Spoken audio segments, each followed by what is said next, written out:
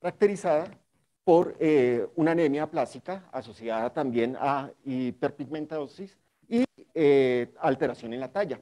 Cuando estamos hablando del síndrome de Fanconi, estamos hablando de la tubulopatía de Fanconi. Y si estamos hablando de tubulopatía de Fanconi, estamos hablando de la disfunción tubular del túbulo contorneado proximal. Para recordar cuando se describió la tubulopatía de Fanconi, se describe por la presencia de unos pacientes que tenían bicarbonaturia o que tenían una acidosis metabólica asociado también a tener hipofosfatemia y anormalidad en las extremidades. Entonces, un pequeño...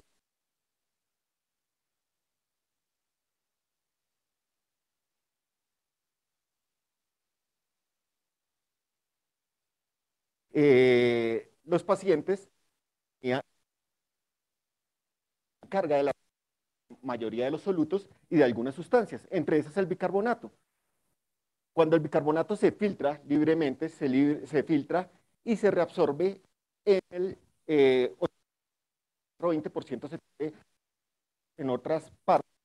Y de aquí lo que vamos a hablar es que el bicarbonato que se filtra por medio de esta proteína, que es la NH3, que es un transportador, hace que ingrese el sodio y secreta un hidrogenión. Este hidrogenión se va a unir y va a formar ácido. De ese ácido carbónico entra la anhidrasa carbónica, lo cual va a hacer que se disocie en agua y en CO2. Esta disociación, ¿qué es lo que va a pasar después?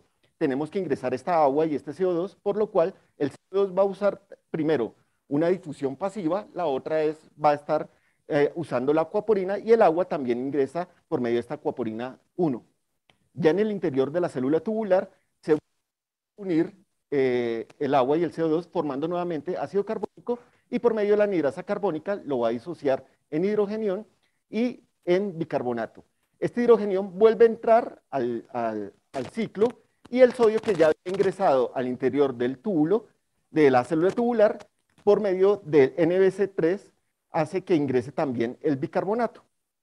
Ya habían hablado previamente de la reabsorción del y sabíamos que para esos tres proteínas transportadoras que tenemos el NAPI, el NAPI2C y los PIT, los cuales están directamente regulados y la PTH.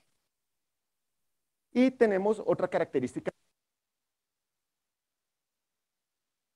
Y para eso sabemos que tenemos una reabsorción del 100% de la glucosa que se hace por este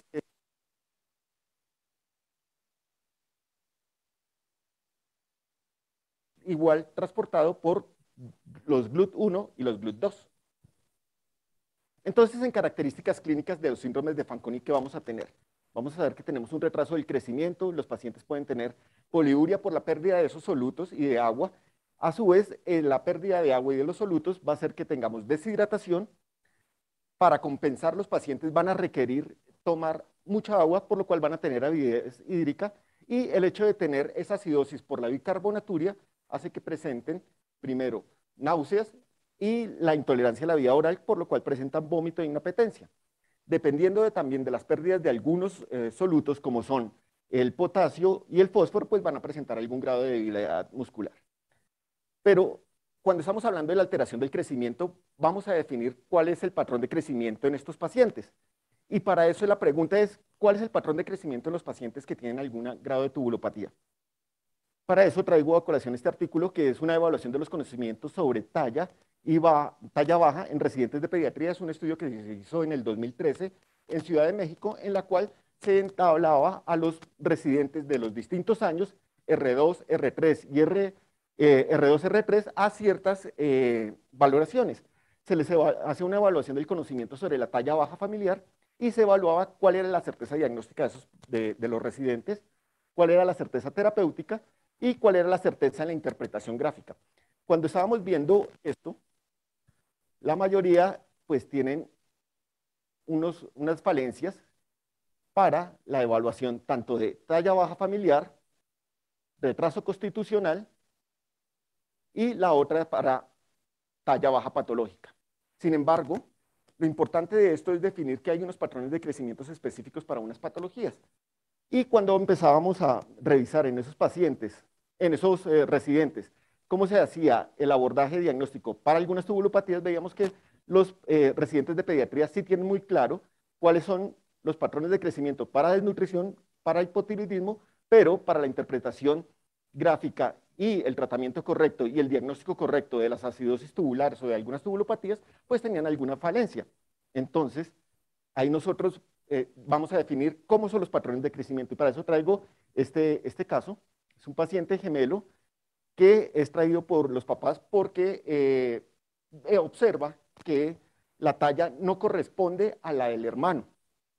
Ellos tienen una talla medioparental, entonces para recordar la talla medioparental, la fórmula que es la talla materna más la talla paterna dividido en 2, si es hombre más 6.5, si es mujer menos 6.5. ¿Y qué hacemos con este valor? Este valor no es que se nos quede solo ahí, sino sabemos que ese valor tiene que tener una variabilidad de 8.5 centímetros hacia arriba y 8.5 centímetros abajo.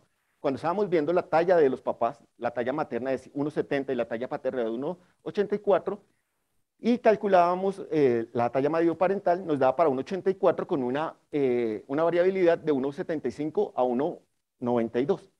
Ya graficando este 1.75, íbamos a ver que lo mínimo que iba a tener al final de estatura de este paciente estaba para 1.75.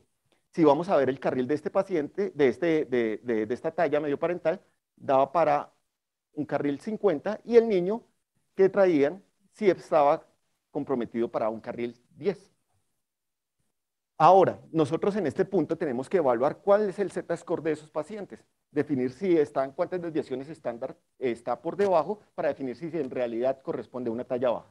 Para eso recordar que es la estatura del paciente, la medida del paciente y la desviación estándar. Para eso tenemos que la talla de este paciente, que era de 8 años, 3 meses, estaba en 1.22, la medida del paciente estaba en 1.29.33.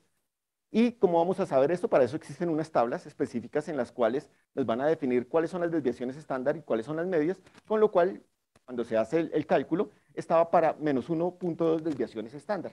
Sin embargo, cuando estamos hablando de talla baja, estamos hablando que tiene que estar por debajo de 2 desviaciones estándar. Entonces, podríamos decir en este paciente, ve, aunque la apreciación de pronto de los papás podría ser correcta, no tiene el rango para decir que estuviera en una talla baja. Posteriormente, teníamos, estos eran con lo que llegó de pediatría a la consulta de nefrología, pero el pediatra, muy juicioso, recogió todos los datos de talla del paciente y encontraban esto. Y aquí estamos viendo que efectivamente, en cierto momento, el paciente empezó a tener un freno del crecimiento y para eso evaluamos entonces la velocidad de crecimiento, que recordamos que son 365 por una estatura que se mide por primera vez, menos la estatura medida en una segunda toma, dividido los días entre la primera estatura y la segunda estatura, para lo cual en este paciente, según el cálculo para 9 meses que se había tomado las tallas, estaba con una velocidad de crecimiento de 4 centímetros por año. Ahora, ¿qué hacemos con esto? Nosotros tenemos que compararla con la tabla de velocidades de crecimiento en los pacientes, por eso que tiene el paciente una edad de 8 años, vemos que tiene una velocidad de crecimiento inferior a la esperada. En ese punto, y vamos a comparar también la tabla que traía la mamá del hermano, y este es el hermano, y vamos a ver que la diferencia es de 9 centímetros entre un hermano y el otro, por lo cual eso era lo que les llamaba la atención a los papás, y se le saca un carpograma que efectivamente nos demuestra que tiene una edad ósea mucho menor que los 8 años, 3 meses, que es la edad cronológica del paciente. Ahí es donde vamos a definir cuál es el patrón de crecimiento de estos pacientes. Y el patrón de crecimiento es un fenotipo atenuado, que corresponde a una pobre progresión estatural, tienen una talla baja, el peso puede o no estar acorde a la talla, pero la velocidad de crecimiento no es acorde ni a la edad cronológica ni a la edad ósea.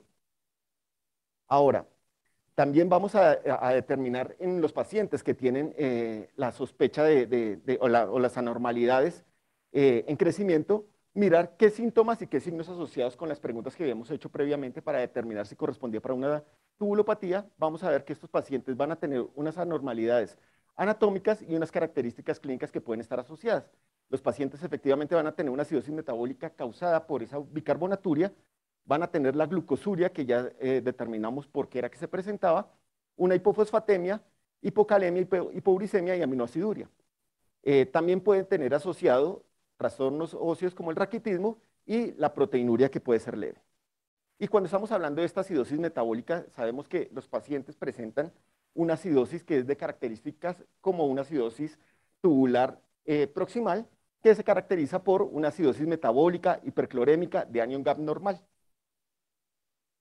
Esta es la tabla de gases a 2.600 metros sobre el nivel del mar, que es la que nosotros tenemos acá con unos valores específicos en Bogotá. Y tenemos que determinar en estos pacientes si está presentando glucosuria. Para la glucosuria, tenemos que saber si yo tengo glucosuria, voy a determinar cuál es el valor de la glicemia. Si el paciente tiene una glicemia normal, yo ya sé que puedo estar en dos contextos, o tener una glucosuria familiar o un trastorno del túbulo contorneado proximal. Si yo tengo una glicemia alta, pues yo sé que estoy sobrepasando mi transporte máximo tubular de glucosa, que es de 180 miligramos por decilitro. A su vez, ya sabemos los valores de fósforo, tenemos que determinar, como nos decían, los valores de fósforo según las edades y recordar que es distinto los valores de fósforo por edad en los pacientes, así vamos a saber que es distinto tener un fósforo al año de vida que un fósforo en pacientes mayores de 16 años. También determinar si estos pacientes presentan algunos datos de raquitismo o de anormalidades óseas, por lo cual vamos a determinar cuánto es la distancia intermalleolar o la distancia intercondírea para determinar si el paciente cursa con genuvalgo o genuvaro, dependiendo de la edad. Sabemos que los pacientes para genuvalgo que tengan más de 2 años con 2 centímetros o más, pues tienen que ser determinados como con genuvaro. Y en esto ya sabemos que tenemos el paciente. Pacientes, lo que nosotros tenemos que determinar también es cuál es la causa del síndrome de Fanconi y para eso tenemos áreas entre las cuales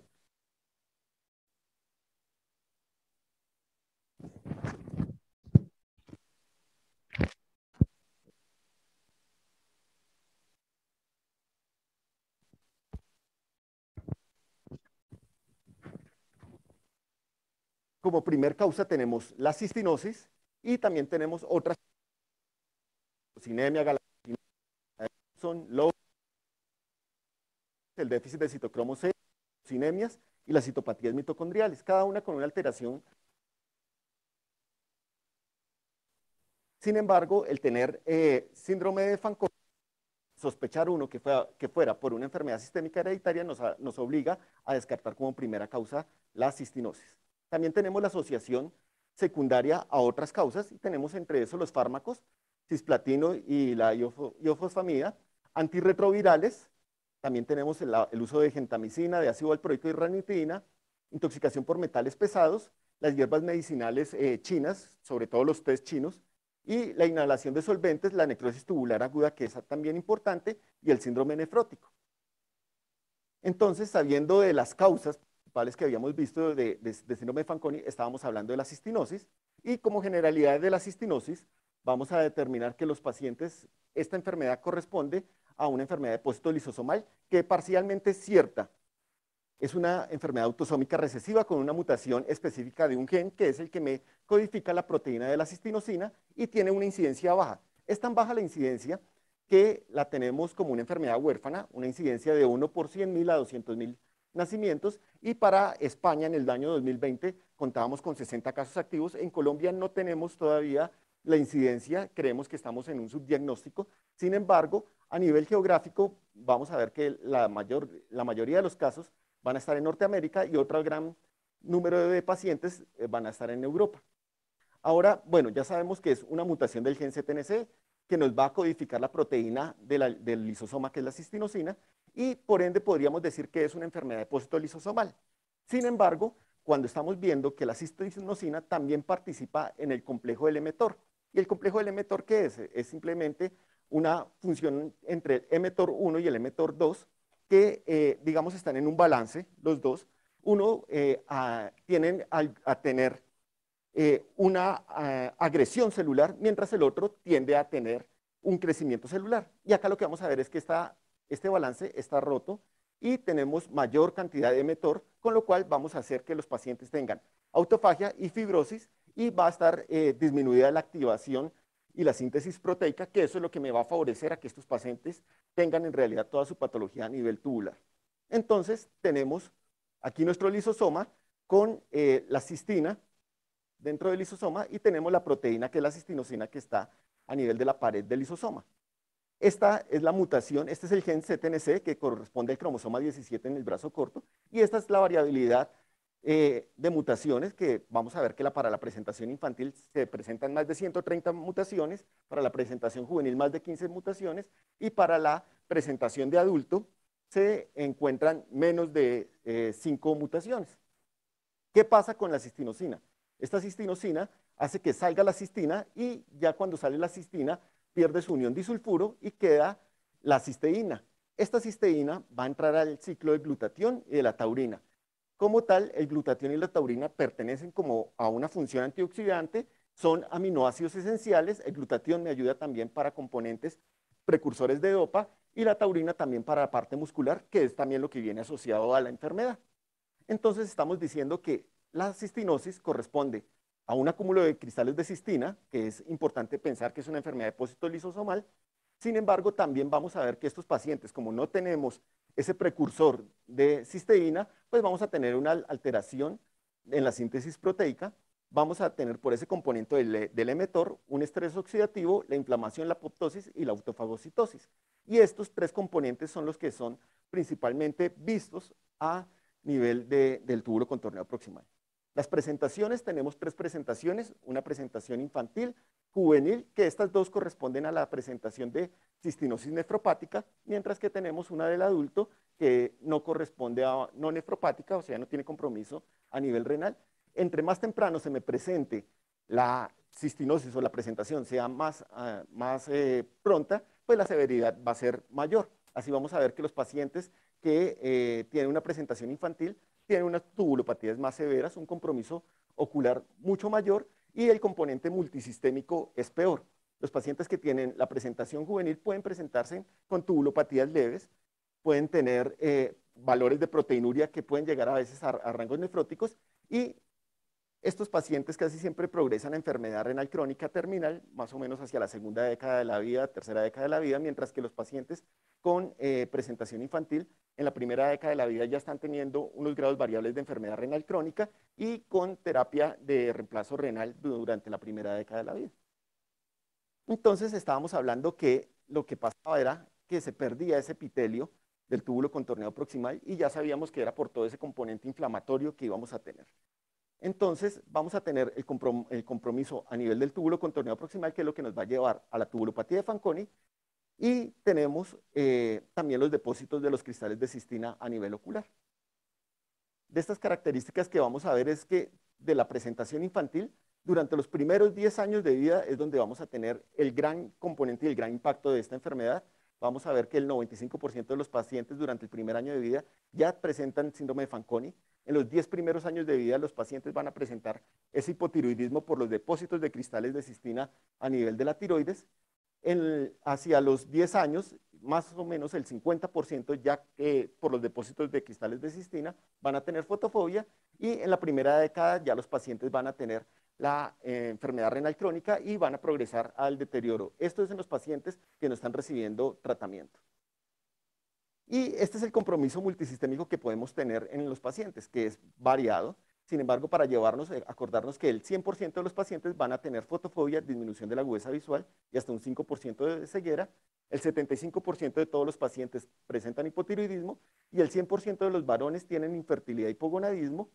El 100% de los pacientes van a progresar a enfermedad renal crónica y el 50% de los pacientes van a tener un grado de miopatía progresiva, lo cual va a restringir esa funcionabilidad pulmonar, generándole problemas restrictivos pulmonares. Para el diagnóstico, ya sabiendo nosotros que tenemos la clínica, pues tenemos que solicitar la cistina en leucocitos, que el valor positivo para decir que tenemos cistinosis es un valor por encima de 2. Tenemos también pacientes que pueden estar en heterocigosis o que son portadores, digamos, que están en valores menores a 1, pero por encima del control. El control a nivel internacional siempre se tiene el valor de 0.2, sin embargo en Colombia, en unos estudios que se hicieron en el Instituto de Errores Innatos de Metabolismo, se acordó que en Colombia teníamos valores de corte de 0.34, sin embargo se dice que puede ser tanto por dieta o por algunas condiciones genéticas que nosotros tengamos un poquito más valores elevados de control para la cistina en leucocitos. Ya teniendo el componente de la alteración del crecimiento, la acidosis metabólica, el síndrome de Fanconi y haber solicitado la cistina en leucocitos, requerimos hacer la valoración oftalmológica en esos pacientes. ¿Y para qué vamos a hacer esa valoración oftalmológica? Pues para determinar los depósitos de cristales de cistina, los cuales se encuentran en el estroma, que son característicos los cristales que son policromáticos, poligonales, en forma de aguja, que son los que me dan la sensación de cuerpo extraño, y hace que se presente la birrefringencia, que es lo que va a dar la fotofobia. El crecimiento, la ubicación de los cristales siempre es de la periferia hacia el centro y de anterior a posterior, y esto es lo que vamos a tener. Esta imagen como en vidrio esmerilado, y se hace es por lámpara de hendidura. Ahora, devolviéndonos nuevamente para el síndrome de Fanconi, ¿qué es lo que vamos a hacer nosotros o cómo vamos a tratar el síndrome de Fanconi? Pues lo que vamos a tratar es de dar las suplencias a las necesidades metabólicas de sus pacientes. Si tienen una acidosis metabólica, pues yo sé que tengo que darle o una solución de citratos o una solución de bicarbonato, tratando de buscar ese balance del estado ácido-base. Si yo tengo poliuria, puedo usar a veces AINES muy cautelosamente. Si yo tengo hipofosfatemia, voy a dar solución de fosfatos. Si yo tengo hipocalemia, el gluconato de potasio, y si tengo déficit de vitamina D, pues la vitamina D. Sin embargo, tenemos un tratamiento específico que es el bitatrato de cistiamina, y este bitatrato de cistiamina es un medicamento que entra en competencia directamente y por lo cual no es 100% efectivo. Tiene una base que es de competencia y lo que pasa es que este bitatrato de cistiamina entra y se une a la cisteína y lo que hace es que me modifica esta cisteína para competir y salir por los canales de lisina. Estamos en competencia directamente con la lisina, por eso es que no es 100% efectivo. Sin embargo, con esto podemos tener unos valores séricos de cistina en leucocitos por lo menos lo más adecuados. ¿Y qué ventajas tenemos en el tratamiento específico? Pues que vamos a tener la reducción del acúmulo de cistina.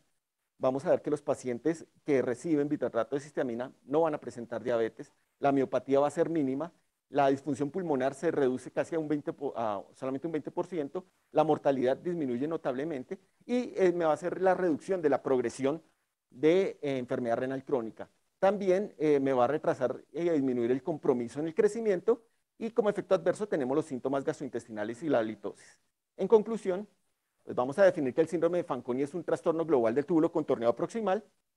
Definimos cuál es su clínica ya y los hallazgos paraclínicos. También definimos que se presenta un patrón de crecimiento atenuado en estos pacientes y que el tratamiento del síndrome de Fanconi consiste en dar un tratamiento buscador de la corrección metabólica. Y sabemos que si está principalmente causado por errores congénitos del metabolismo, tenemos que sospechar que es cistinosis y hacer los estudios para cistinosis. Muchas gracias.